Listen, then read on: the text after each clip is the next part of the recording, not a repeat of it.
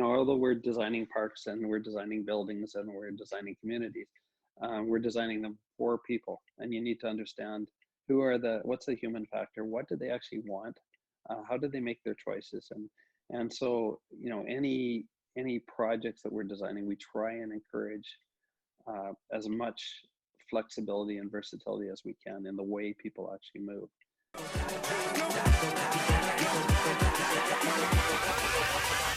Hold up.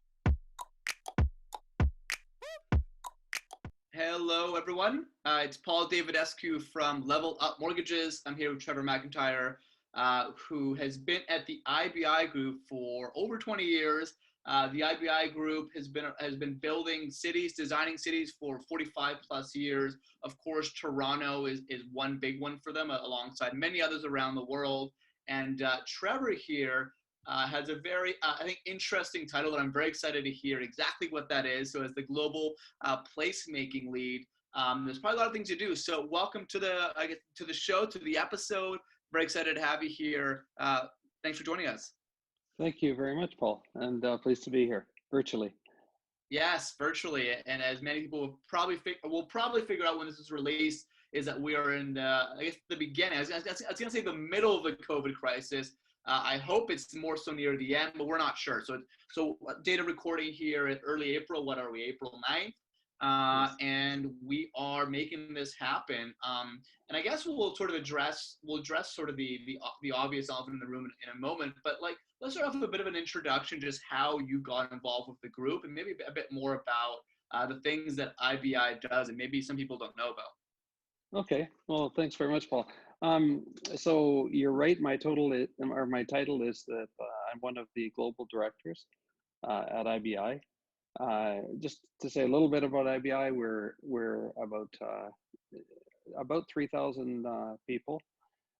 We are in 62 offices around the world, and we are very much involved in the B and the I, being infrastructure, buildings, and intelligence. About 20% of our practice is intelligence based, and we do a lot with technology. But in some communities, like where you are in Vancouver, we're best known for high-rise architecture, and in Toronto, we're very well known for high-rise architecture as well. My background, I'm both a planner and a landscape architect. I've been with the firm for over 30 years, actually, since Wow. Which is a long time. And when I started, we were a fairly small firm, and a relatively small firm, and we have grown significantly over the years. Liberty Village is a project that we have been involved in for, I would say, over 25 years. And I was there at the beginning when we stood out on the middle of a barren industrial property that had been used had history of building fridges and industrial parts, and during the war, munitions. And Wow. And we looked at stitching it back into the city and reconnecting it to the city and creating a neighborhood that was in a walkable distance from downtown Toronto. Mm-hmm. That's fantastic. Yeah, I mean, it's, we opened an office in Toronto, very close to Liberty Village, about a year and a half ago. A lot of people make the mistake. I mean, kind of like, especially Vancouverites, we sort of call it Olympic Village. There's a lot of resemblance of our Olympic Village in Vancouver. I think there's a similar style, right? I think there's a certain community that tracks. But that's really cool, and it's very neat how you guys have really seen that from the beginning and developed a lot of it. So we'll definitely get into a bit of how that has changed and where you see it going. I mean, just to, I guess, address the elephant in the room. COVID-19's affected lots of industries, obviously, lots of companies, the way we do business, and probably things that will be everlasting. And I think in a lot of positive ways, I think people have really been forced into technology, hence what we're doing now with Zoom. But how do you see it change your company, or I guess your industry as a whole, as far as architecture goes and building? Has there been any change there, good or bad? And where do you see things kind of changing for the future? Sure. Yeah, it has clearly been a reset, and a reset of people's values and their home lives and their travel patterns and their work. We were we're a pretty big and versatile firm, and we have virtual studios that we've been operating for many years. I've been running our international practice for at least the last 7 or 8 years, and so I tend to work from, in terms of time zones, I work from India to the Middle East and the Gulf region, and then through the UK, and then through the rest of Europe and Canada, and then to the West Coast. And so my days are often Do you oh, get not, any sleep? not very much. But when I'm not sleeping, I'm usually on a plane, or I can often be on a plane. The difference now is that we are still doing all that. We're doing it virtually. We with 3,000 people, it took us about between 3 and 5 days to be fully operational with people working from their homes.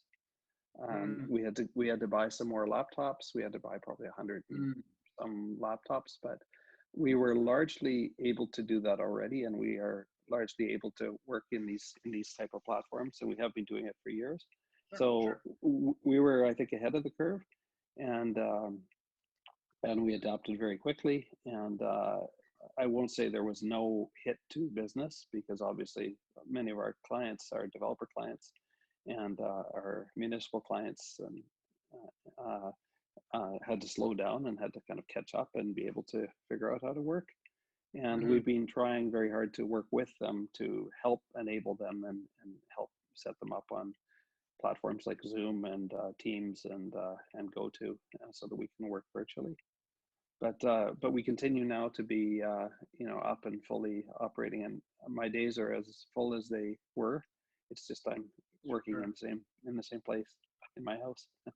Yeah, there you go. Which maybe makes you more productive in some ways, as far as not having to do a commute or whatnot, or spend time on a plane, right? That's probably some some more deep work you can do, especially as a creative, right? I think there's maybe some benefits to that. So that's really cool. Well, yeah, thanks for sharing that. And I guess kind of stepping back, obviously pre-COVID, I mean, dialing it back, I guess, 30 years, just in a nutshell, tell us about your journey in sort of design and architecture. And I guess, what keeps you kind of motivated through it as you kind of address stresses and different curveballs that, of course, come at you? Mm-hmm. Well, it's been a really interesting career to date, and there are certain waves. There's waves that in the hospitality industry where we're designing more resorts. There's waves where recently we've been doing a lot of work in transit infrastructure, and then building communities around transit, like the Eglinton Crosstown is the big project that we're the lead designers on. Yeah, and so that's a big one. We do a lot of work in healthcare, and in healthcare specifically, whether it's here or in the UK, we are looking at how to design better communities and healthier communities so that we keep people out of hospitals as opposed to just building more hospitals. And then now, of course, with COVID, we're looking very strategically at how to quickly provide more and more efficient healthcare services in like basically overnight, to help respond. So there's a lot of changes, and the changes happen every few years, and we have to kind of run with that. The placemaking practice is really about strategic master planning and design and adding value. And in the case of a project like Liberty, it's taking underutilized industrial land in the city, accessible by transit, and how do you actually turn that land into efficient housing and provide a sense of community for the 5,000 or 10,000 people that actually live there. And the Portland's project, obviously there's a lot going into that. Have you had a hand in that, or do you have an opinion on how that's developing? Yeah, it's coming along. We've been working on on the parts of the waterfront for many years, and in addition to Liberty, we were the master planners for City Place, and we were the architects for most of the buildings in City Place. So one was 45 acres. That was another 45 acres, and you'd be very familiar. That's Concord 8X, who were really the same company as Concord Pacific that actually built the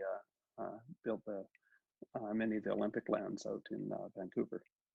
Okay. So very similar project, similar client, and just different. The difference between probably Vancouver and Toronto is that one of the differences is in terms of real estate is that in Toronto, a lot of people want to look south and overlook the water. Of course, In Vancouver, you really have 360 degrees of views. You could be looking over water or mountains, and so buildings take on a different character, and the point towers become a way that everyone has a good view. So there are differences that are contextual differences between cities like Toronto and Vancouver. Yeah, no kidding. Super interesting.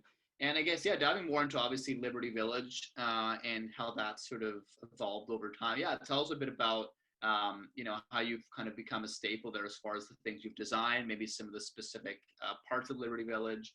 And I think a lot of people who are coming to the area wanting to invest their time, and of course their money as a business or as, of course, a homeowner. Like, what's the trajectory looking like for Liberty Village in terms of it just growing as a community and hopefully growing in value no matter what you're doing? Well, I think Liberty addressed, the city of Toronto had actually, has a financial core in the center.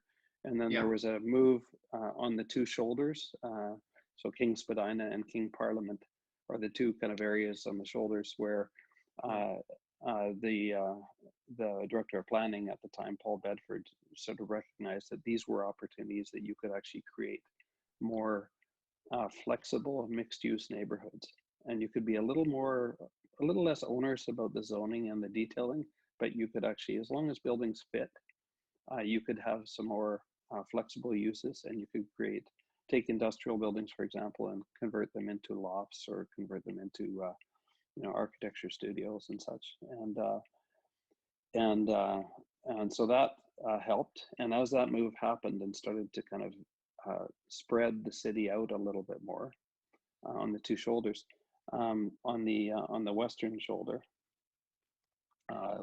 Liberty happened to be some land that was actually sitting there. It's got an abundance of parkland around it. It's right next to the exhibition. It's got transit service, and yet it had in the city grid, there was a big gap where there were roads that were missing, north-south roads that were missing, that weren't linking down to the waterfront. And there were east-west roads that people couldn't sort of move through that community. So the first thing was to start to break down the scale of that block, add some roads in between, and then start to create a community. And that meant parks and open spaces and linkages, and then initial development, which is some townhouse form housing to help cash flow get going. And then also people need to eat, and so people need to shop. And so there were some of the initial stores were like a grocery store that then created a destination, a place for people to get groceries and come. Right. And that actually kind of engaged the other surrounding community and started to connect it back to Liberty. So I guess when you're just starting a community, really from ground zero, you're saying a bit of the game plan is, okay, the musts, of course, are going to be, we need cash flow, kind of like, if you build anything in a lean way, right? Any kind of technology company, or it's kind of like your beta, right? You're like, we need cash flow validation. So you're saying some townhouses for cash flow, maybe a park, a grocery store. Like, was it literally like a few essential items? And then you kind of like a timeline of how things can evolve once you get a certain, I guess, once you hit a certain milestone as far as money goes or traction or whatever that looks like. Or I guess, yeah, I'm pretty interested in how that, if we're starting a brand new community somewhere, like what are those essential things that kind of make it what it needs to be at the beginning before it comes into like what it is now? Yeah. Well, that's exactly right. And so I think the way it has to unfold is, and this is something that, the city of Toronto hadn't done in a very long time. When you're planning a greenfield and you're out in the suburbs somewhere, you go through a plan of subdivision, and you actually start to subdivide land and decide where the roads and the parks will go and what are the blocks of land. And then you start to release those blocks, and then your revenue will come in with those blocks as the blocks are sold and developed. And the thing that's a little different in a big industrial piece, this Liberty is about 45 acres roughly. The thing that's a little different there is that land was used for building refrigerators, munitions. It was alongside the rail tracks, so there was coal movement. So there were a number of different reasons that over many, many, many decades, the land wasn't as clean as you would like it to be for residential. To your cash flow point, if you actually started with having to remediate all of that land to the standards that the government requires for residential, it would be a big number. And so the more logical way to do it was to figure out a phasing strategy whereby you could start to clean the land in certain areas, and as you move through, you build the adjacent roads, you build the adjacent parks, you build the adjacent housing to get the cash flow going to help fund the next phases. And then you do it in a phased development way, which then I think it adds a couple of advantages. And one is that as a really large piece of land, you take a city like Orange County in California, where there was one landowner. When you take that land, you tend to break it up in a very simple grid, and there's no element of surprise in the design. And whereas with Liberty, you had industrial uses, you had heritage buildings, you had interesting road patterns and grades, and you had to stitch those together. And so when you stitch them together to make it work, you end up with something which is, it's hard to just design, but it's something that just actually kind of evolves and grows out of a neighborhood. And there's a stronger relationship between what's new and what's old. And then you have to strategically look at what are the new buildings that you can put in, and how do you make them tie to the old buildings, and what's the way to create a new and in this case artistic sense of a place because of the active arts district in the area. So and that's part of it. Yeah. Oh, sorry, go ahead. Yeah. That's what gives it its charm. I was just gonna say, I feel like it has a bit of a charm to it, and I think if people do like a bit of that old and new age kind of collision versus a place that's completely new, which is also cool. But it's cool to see there's a bit of that old industrial sort of feel to it. Like in Vancouver, you've got your Yale Town, right? Exactly. You've even got part of Town. Yeah, exactly. And it does have some of that character, and some of the buildings. Some of the buildings we purposely designed to still look like big old loft type buildings. Yeah. Some of the structures around the west end, we made look like old train trestles in order to tie into some of the old things. And then our sales center was the old machinery building, the Williams Machinery Building, which had been used for manufacturing tractors at the turn of the century. It's super cool. And I think that just actually kind of, I guess, caught my attention, especially thinking about, like people that are investing in real estate. I mean, not even just in Liberty Village, but across Toronto. It seems like you're pretty well poised to sort of know as a neighborhood what neighborhood's going to be popular based off of, working with the city, working with certain developers, and then, having these phased out strategies where, like, if you've got a hand in building transportation, a new transportation hub somewhere, and you're trying to build, phase one of a new community, et cetera, et cetera. It seems like you have a pretty good idea of what neighborhoods are up and coming. So I guess Liberty Village, I mean, I guess it's still up and coming, but it's also fairly mature. So do you want to speak to maybe what parts of Liberty Village are still to be built? And also, if you're allowed to reveal this, like what other neighborhoods, specifically in Toronto, and we do have a Vancouver audience too, so feel free if something comes to mind there. Sure, yeah. What are some neighborhoods you see really like developing based off some of your inside information, so people can just keep in mind as they look for places to settle down as things become usually too expensive? Yeah.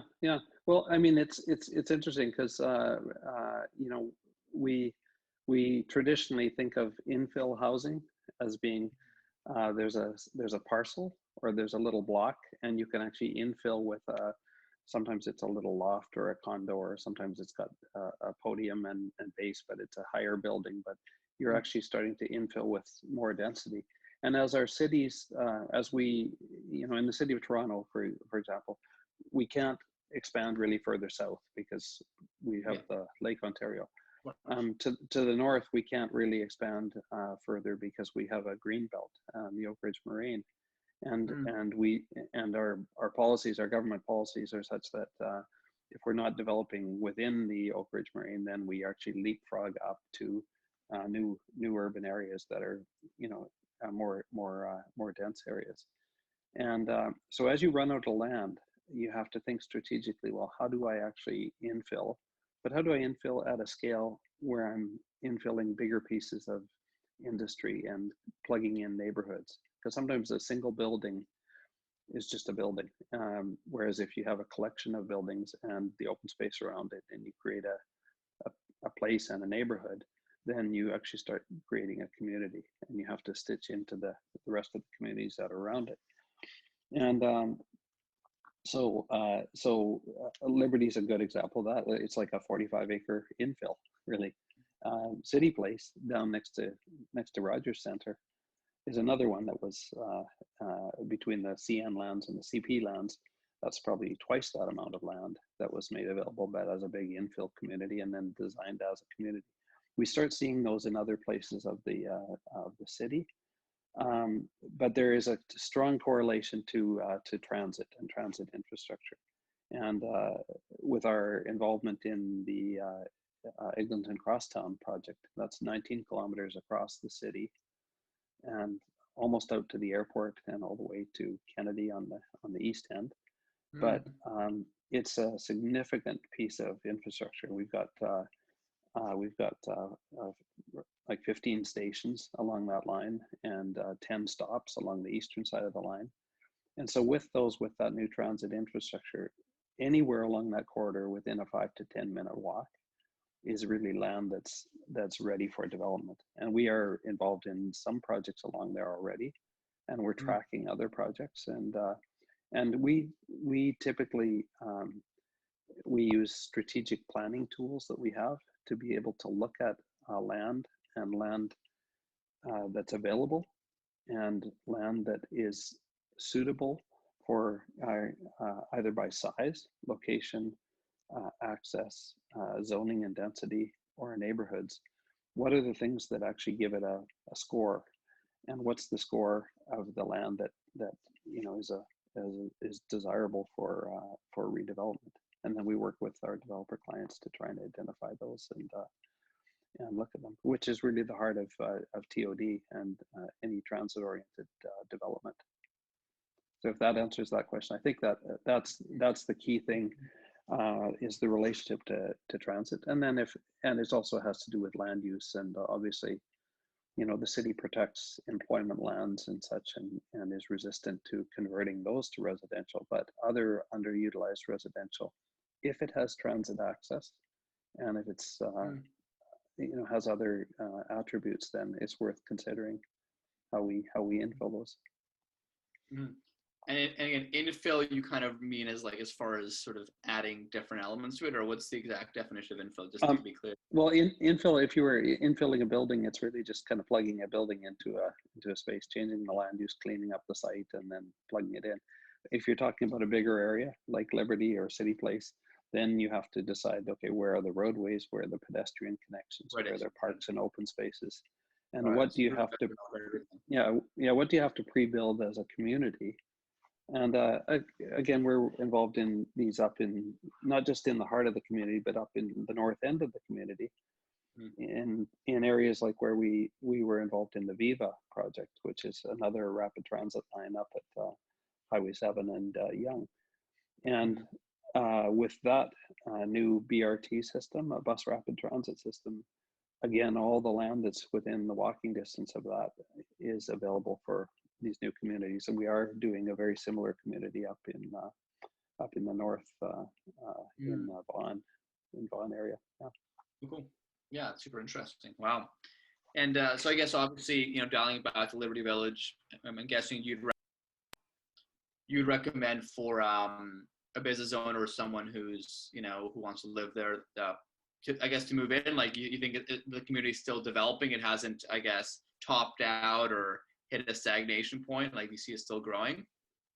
Um, no, it's clearly still growing, and I know it's desirable. I know my son lives down in that area, Like, yeah. and as do all of his friends, and they like the kind of the excitement. They like the size. You know, is it for everyone? Maybe not. Interesting though. Uh, like some of these urban developments are pretty dense, and which means sometimes the units are quite small. Mm, And so they're great for young couples. They're great for startup investments. They're great right. for people who actually are just, you know, getting into the real estate market. Hmm. Um, and then people they meet other people and they start a family and they start to grow and they say, well, you know, maybe there's not enough space for us Right. here. And so one of two things happens. One is they look to move to other areas where they can afford more land and bigger housing. Interesting enough, in Liberty, um, I know of people that have actually invested there as a starter, and then they've moved to another unit to get more space. Then they've moved from that unit to the original townhouses to be able to get a 2 or 3 bedroom townhouse because they've started a family there and they decided that's where they wanted to be. So I know of Mm-hmm. people that have moved 3 or 4 or 5 times within the community Mm-hmm. to suit different points in their lifestyle. Interesting. In fact, and I know of a young couple that you know that sort of met there, then came together and then sold one of the units in order to upgrade to another unit, but had their wedding out in one of the little parks in amongst the townhouses. Mm-hmm. And Mm-hmm. so it's a very connected community. Mm-hmm. Um, and for urban living and for people that you know still want to get up and walk into their office in the morning or ride their bike in, Sure. it's very desirable.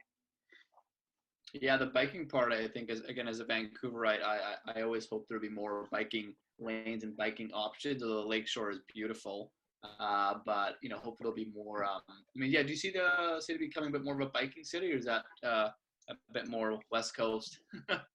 No, no, no. It's happening here, and even our Eglinton Crosstown project, you know, we're looking at adding bike lanes wherever we can along that whole Nice. system. Yeah. And we were involved in the Richmond Adelaide corridor, Mm-hmm. which is like creating bikeways through the center of the city. And so we're Right. big advocates of any kind of active transportation. The interesting thing, Paul, now is that um, we are starting to do condos that have zero parking Mm, because condos that are on transit create a different opportunity. And if people have to mm. spend $20,000 or $30,000 to get a parking space, when they're starting out, they really don't want to do that. Number one. Number two, they really have no desire in owning a car. They're happy to Yeah. use Uber and Lyft I'm in that market, honestly. and transit. Yeah, yeah, I've got zero desire. I've always wanted to bike, get a bit of a workout in, or take public transport and do my meditation while I'm being transported, or do my work, Yep. or take a nap. Like, I'm really of that. Or of course, do Uber when I need to. But honestly, if I can just, you know, keep things kind of efficient, productive, inexpensive, and you know, I guess good for the environment. Why not, right? And maybe you're seeing that as a trend that more, I guess, millennials, Gen Z people are maybe thinking that way.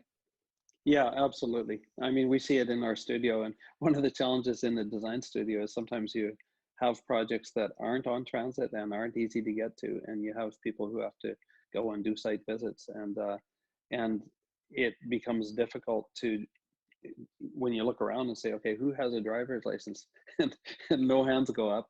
You Right. realize in a way it's a good thing, it's a positive thing, but you also have to rely on other ways to get to sites, and sometimes sites aren't exactly on the transit lines the way you'd like to. But it's an interesting trend, and uh, you know, my son's friends have no desire to own vehicles. They just say that's not a cost I want. I'd rather go to Coachella, you know, and, Let me and get back. you know, so people's values, I think, change, and they don't want to buy car insurance, and they don't want to worry about their car getting Yeah. scratched, and they don't Yeah. want to worry about the price of gas and such. So, yeah. Yeah. So Very very, interesting. yeah, very interesting. So bikes for sure, walking for sure, transit for sure, and mobility in the city is moving. But mobility is a really important part of all of these Totally. communities.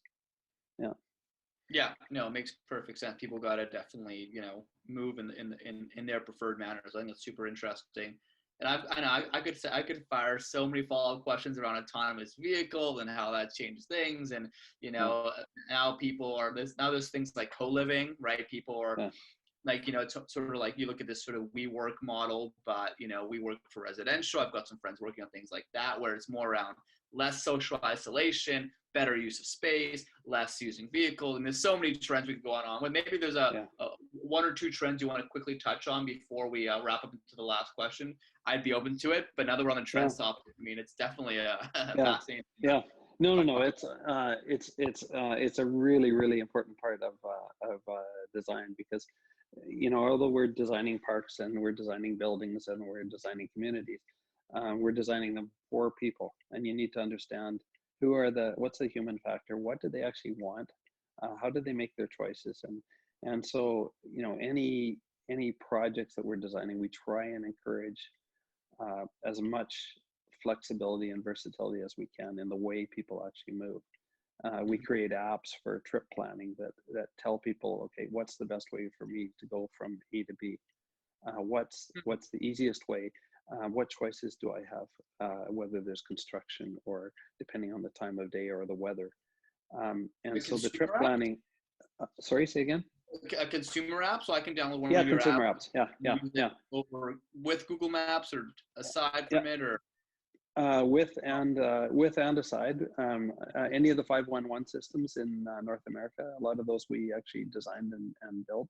But we're now looking at, transit. The 511 systems look at certain patterns of movement, but when you mix in transit and then you mix in all the shared transit services and the opportunities, you have to sort of mix them all together in order to look at what are my true options. And so that's a big part of our practice. And even in a couple of years ago when Toronto hosted the Pan Am Games, we were responsible for all of the mobility around the games. So how did we actually get people? How did we create high occupancy vehicle lanes? How did we do trip planning for athletes and their families and give them priority to get there? And how did we train people to use the transit infrastructure without having to build a very expensive legacy program that actually would, Toronto would be paying for the next 20 years? So that's been a big part of that's more on the transportation side. Your question about other trends, it's even creating unit designs for, like, how do buildings actually operate more efficiently? What type of storage space do you use or do you need? Um, how do you actually create programmable shared space like barbecue areas and fire pit areas and stuff on buildings that allow people to actually have less square footage but have more opportunities? So what are the amenity packages that they actually truly want? Sure. And there's things that, I mean, people want, if you look at a community like Liberty Village, there aren't that many kids, but there's a hell of a lot of dogs. Everybody Yep. has a dog. Of course. And so you have to have dog parks. You have to have places to walk those dogs. You have to have places to groom those dogs. And Hmm. like there or the beach or anywhere in Toronto, you have to sort of look at what are the needs of the people, and maybe condos need to have dog wash stations more than they need um, barbecue areas. And so you have to kind of reach out to the people and understand what it is that the needs are. And Right. and as designers, you have to do that, but you also have to be flexible. But we started seeing only younger couples and younger people buying into Liberty at first, but we now are seeing kind of boomerangs. We see older Mhm. people that are empty nesting and are wanting to live there because they can walk over to the to watch to BMO to watch a soccer game, or they can walk to Rico and watch a hockey game. Um, And those kind of facilities are there, or they can walk to the park, or they can go to the exhibition, go to an art show. And those kind of facilities are within their reach. And there's great restaurants. I don't know how many new restaurants there are now There are a in lot. Liberty area, but I think between 40 and 50 probably have sprung up over the last decade. So Mm-hmm. yeah, so it's understanding kind of the lifestyle of the people and what they need Right. and what they want, and then adapting to it. Because there's no 100%. one, yeah, there's no one size fits all, really. No, totally. And Yeah, yeah, obviously you're, as a marketer, we do a lot of market research. There's different tools to do that. You can even use social media for market research. There's macro data. There's, very kind of primary research you have to do. And I'm sure that's a big part of your company, like it's keeping a yeah, finger on the pulse, right? Like it's so huge. And I think yeah, about things like, especially with what could be, physical distancing could be a thing for a while, right? And you still want to keep people's spirits up, and also as things hopefully blow over, you do want to encourage more like interaction between people, yeah. especially Toronto's known as a single city, right? People are permanently almost like permanently single, right? Hmm. So I mean, is there anything you do, anything you can purposely do with the way you design it to encourage more just social cohesion between strangers? Yeah, I mean, I'll give you an example. Right in the heart of Liberty, there's a park in there that the central located park, and at the time we looked at it and we said, well, there wasn't a lot of demand for play structures, so we didn't put in a play structure. The building that was there was the chapel from the old prison that was located there, and it was the only part of the building that really didn't leak, and so it had the prison records, and it was the place to kind of maintain. And it is still being converted into a restaurant, which sits in the park in the center of the community. And that's a good example of a park where we said, okay, probably less is more. Let's create opportunities that can actually happen here. And we created a series of kind of stages. Um, and the stages happen at the north, south, east, and west, and they create areas where you could actually program different events.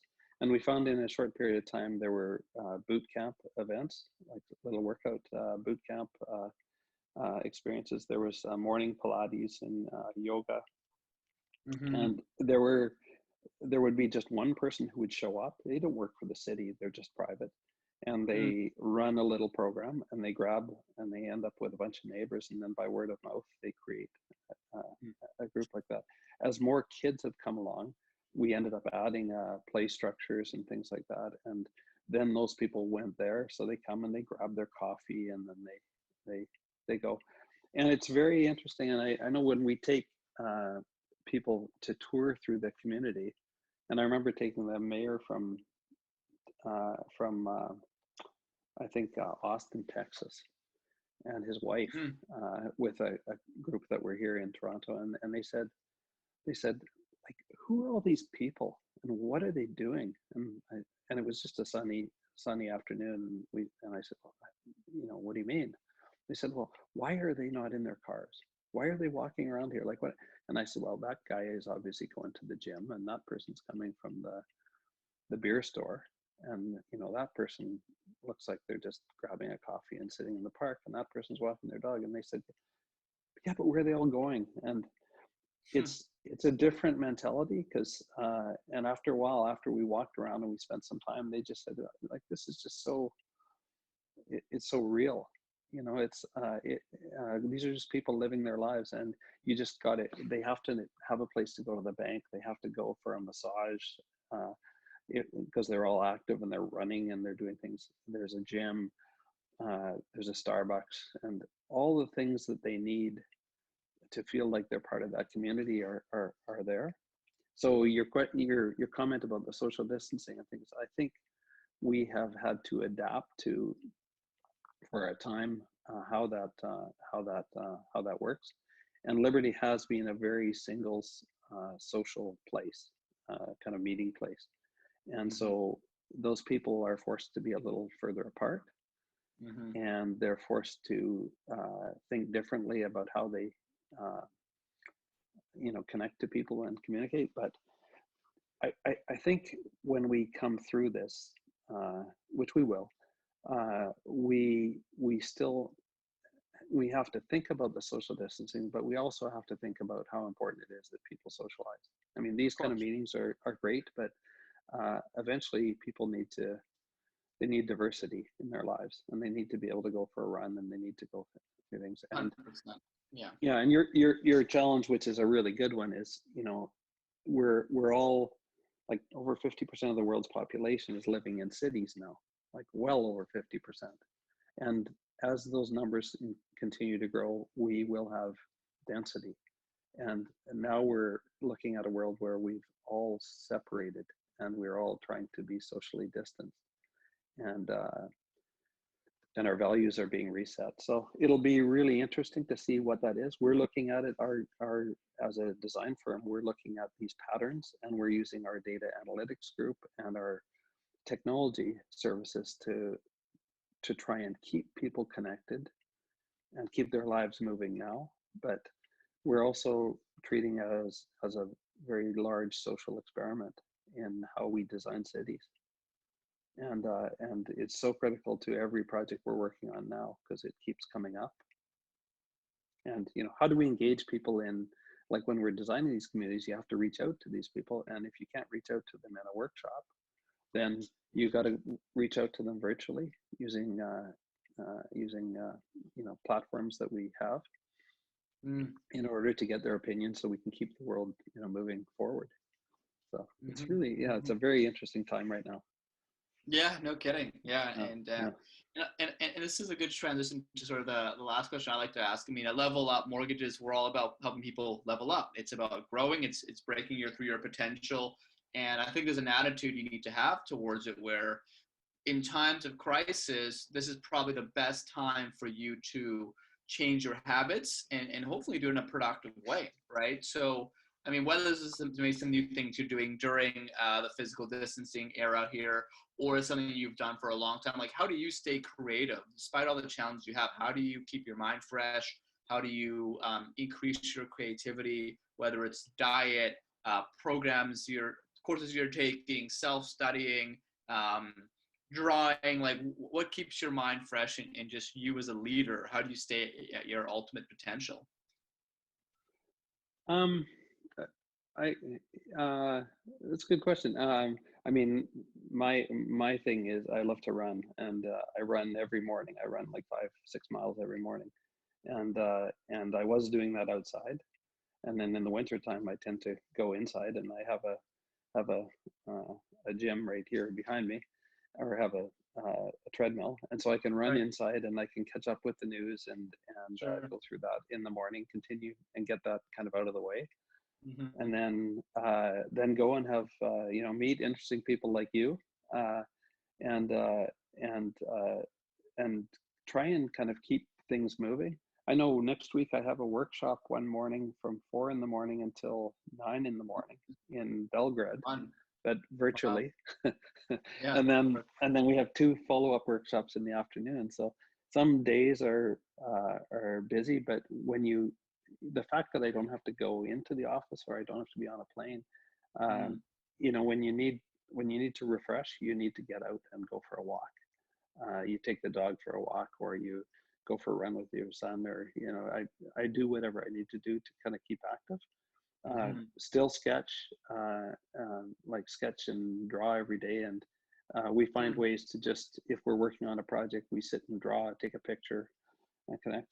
We have Zoom meetings with, we had 120 people on a Zoom meeting the other day, just as a social, to keep people connected. And we just try and kind of operate business as usual. And so I think that's kind of what I do, and I do treat this as a social experiment. I mean, I try and stay and I was isolated for the first 2 weeks, because I was exposed in India, and so I had to come back, and I had to go through 2 weeks of self-isolation. It's now been 5 weeks. So I have been doing this for a while, and I mean, there's times I like it, there's times it drives me a little crazy, but you just have to reach out to people, and with staff and friends, you have to kind of reach out to them, daily, and just make sure everybody's doing okay. You have to think about the people that don't have a family or don't have any support network, and you got Mhm. to figure out how to, spend 20 minutes on the phone with them and talk to them and make sure they sound okay. And Sure. it's, Yeah. we're trying to do a lot of that, which is part of our job as the leaders in the firm. Hmm. Um, and we're trying to, as our CEO says, uh, never let a good crisis go wasted. and Yes. and so we as probably one of the leading uh, design firms that actually has technology embedded in our platform, Hmm. um, are exposed to be leaders in this area. And so we have to show real leadership, and we're trying to do that every day. And we're not doing it just because of COVID. We were doing it anyway. We released a kind of design-based technology practice about 2 years ago, and so this happens to hit us right at a time that we've just created we've created a digital sandbox working with a number of developers and different platforms, and Ontario Center of Excellence and Microsoft and some big developers.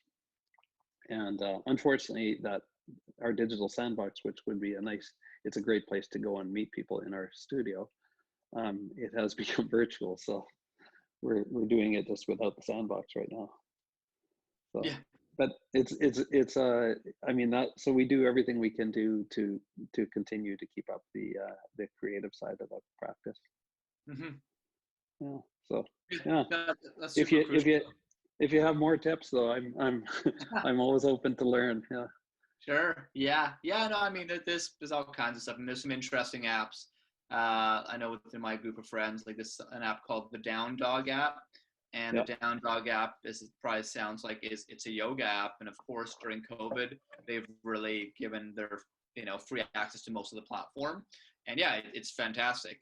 They've got like probably hundreds of thousands of permutations. You can literally have a workout for 5 minutes, working this muscle group at this intensity and at this skill level. And it's crazy. You just put in the different kind of levers, and then they boom, it spits out a video workout. So you wonder, like, did they do literally 100,000 different videos, or is there some AI that's kind of slicing up the videos in an imperceptible way, which is probably the latter side of things. So I like the Down Dog app a lot. Been doing a lot of meditation. Have been for, I guess I'm on a 1,500 day streak with I use a Headspace app. There's Hmm. also one called the Waking Up app, which is through the kind of semi-famous podcaster Sam Harris. That's a really interesting one where he really makes you think about more philosophical questions as you're in that state versus just getting into the state. So yeah, I mean, there's a lot of kind of interesting tech tools there that have been useful. Things like Zoom are super useful as well. Yeah. And I just find that you can do a lot more deep work that you probably couldn't do before. A lot more Hmm. work that I'm pretty big into training and sort of empowering our staff, and also we are soon to have actual students that we train to run digital marketing properly for small businesses. And now we really have an opportunity to launch a lot of our online courses, our online coaching programs. There's just a lot you can do when people's attention is in, like, I need to learn now because I have nothing else to do. So Hmm. definitely trying to take advantage of. I mean, we're always pretty much on, so we don't get too tempted to Hmm. distractions. But now that I think the rest of the world has no choice but to be focused on themselves, and hopefully not be too distracted with the usual kind of technology. There's a lot you can do, I think, opportunistically as a as Oh, as a as a, as a company, and yeah. as an individual. So yeah, there's a lot. There's definitely a lot. I do Yeah. write about that stuff pretty regularly on LinkedIn. But yeah, we'll definitely stay in touch. And I know we've gone a bit over today, but as you can see, it was super interesting, and I really appreciate all the insights you shared. I mean, I think some of the key things that I walked away with, and I think the audience can walk away with as well, is firstly, to build the community, it really is a layered approach, and you can't just build it all at once. You need to kind of Yeah. build it in phases, as you said. You need multiple stakeholders to do their part and contribute. There's a lot of things you got to keep in mind as far as what's there, what do you want to build, who's the target market, And of course, you emphasize a lot around transportation, which, of course, as someone who, if you invest in real estate, that's a big one. But I guess Yeah. you gave some other layers around, how transportation plays a role. And you talked about Toronto, how, there's some areas that you can't really expand upon. So it looks like the Midtown area is really an up and coming area, especially along the transport line. I thought that was really cool. And then obviously we talk a lot about trends and, where things are going, where consumer tastes are going, people driving less, people being more efficient with spaces, just even the way people go through their life cycle, kind of hopping around and trying different things. I think that's really interesting to know. And obviously, there's a lot of businesses that are flocking to Liberty Village and appealing to a certain demographic, which, let's face it, there are a lot of young professionals who make good money and like to eat well, and there's a big, very healthy lifestyle there. We interviewed one of the restaurants there, Garden Gangsters. Yeah. And it's a funny name, but they do all, a lot of vegetarian and just like very clean food. So, and their thing is you go, you pick it up, you pick up your food, you go to the park, right, sort of thing. So there's been a lot there. And of course, technology plays a huge part in helping you stay ahead of the curve. So I think there's like a ton that you shared today. I'm super grateful. Was there anything, any parting words or any point you wanted maybe to dive a bit more into it as we sign off here, or anything, any question that I maybe should have asked that I didn't have a chance to, that you want to maybe leave people with? No, I think, I mean, no, I think you covered a lot of things. I think the one observation is, I think sort of city planning and design used to be kind of looking at zones and separating things that conflict with each other and trying to be clean and operate smoothly. And the reality is that industry has changed, technology has changed, manufacturing has changed, goods distribution has changed. I mean, we're really seeing that now, obviously, and even things like food, logistics, distribution, and that. And as that all changes, then everything tends to get, in a way, smashed together, and you can't solve problems independently. You can't solve a transportation problem or a specific building and you can't solve it all with technology on its own, and you can't solve it all with design on its own. And so, our approach has been really, as city builders, from all the stuff that we've kind of learned over the years, to figure out how you think as a team of problem solvers, and you can actually strategically add value. You can take underutilized real estate and you can actually create value. And so what I would share with this group is, anyone who's interested in this, in terms of, developers, or in terms of people that specialize in real estate, or people that specialize in architecture, reach out to us and talk to us. And I would be more than happy to sort of share ideas or meet with you. And if we can work with you, we'd love to. So that's our business, and that's what keeps us going and keeps us excited about what we're doing after all these years. And that's where every year is a new challenge. This year is probably a bigger challenge than any of us thought we would go through. But as I say, I think it's and as someone who meditates and runs and exercises and that, you'd understand what I mean. That I think we all need a reset at some point, and maybe this was a long time coming, but a reset just means we have to learn what we were doing well and what we were doing not so well, and learn something from this, and learn how to think differently, design differently, build things differently, and just be more more compassionate, but also more efficient about how we do things.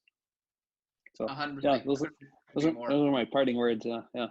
I love it. Yeah, and I think this is a big wake-up call for a lot of business owners. And I think the things that were already not very stable just got demolished. And I think if you think about it, it's probably Yeah. for the better, as painful as it Yeah. might be right now, as far as Yeah. inefficient uses of labor, inefficient ways of doing business, inefficient products. I think, yeah, when things get into crisis mode and everyone cuts the non-essentials, guess what? You know, you need to think hard about how essential are you really in what you're delivering, either as someone at work or as a business, right? And with us, we had to make some changes. So I think couldn't agree with that anymore. I guess, yeah, thank you again. And just for the audience, that's it for today. Level uppers, as always, keep leveling up your living. And thank you again, Trevor. Really appreciate it.